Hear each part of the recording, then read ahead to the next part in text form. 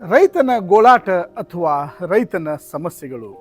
ರೈತನು ಒಂದೆಡೆ ನಿಸರ್ಗ ಜೊತೆ ಸೆಣಸಾಡಬೇಕು, ಸಕಾಲಕ್ಕೆ ಸರಿಯಾಗಿ ಮಳೆ ಬರುವುದಿಲ್ಲ, ಅಥವಾ ಅಕಾಲಿಕ ಮಳೆಯಿಂದಾಗಿ ಬೆಳೆದು ನಿಂತ ಬೆಳೆ ನಾಶವಾಗಿ ಕೈಗೆ ಬಂದ ತುತ್ತು ಬಾಯಿಗೆ ಬರದ ಹಾಗೆ ಆಗಿಬಿಡುತ್ತದೆ.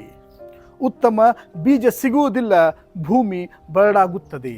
ಕ್ರಿಮಿ ಕೀಟಗಳ ಹಾವಳಿಯಿಂದ ಬೆಳೆಗೆ ವಿವಿಧ ರೀತಿಯ ರೋಗಗಳು ತಗುಲುತ್ತವೆ.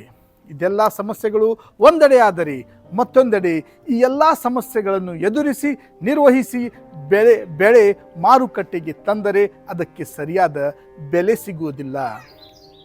ನಮ್ಮ ದೇಶದ ರಾಜಕಾರಣಿಗಳು, ಅಧಿಕಾರಿಗಳು, ಬಂಡವಾಳಶಾಹಿಗಳು, ವ್ಯಾಪಾರಸ್ಥರು, ಸಾಹಿತಿಗಳು ಹೀಗೆ ಪ್ರತಿಯೊಬ್ಬರೂ ಬದುಕುತ್ತಿರುವುದು ಕೃಷಿಕರನ್ನು ಅವಲಂಬಿಸಿಯೇ.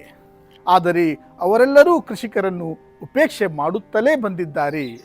ವಿಪರ್ಯಾಸವೆಂದರೆ ಇವರಲ್ಲಿ ಬಹುತೇಕ ಜನರು ಬಂದಿರುವುದು ಕೃಷಿಕರ ಕುಟುಂಬಗಳಿಂದಲೇ.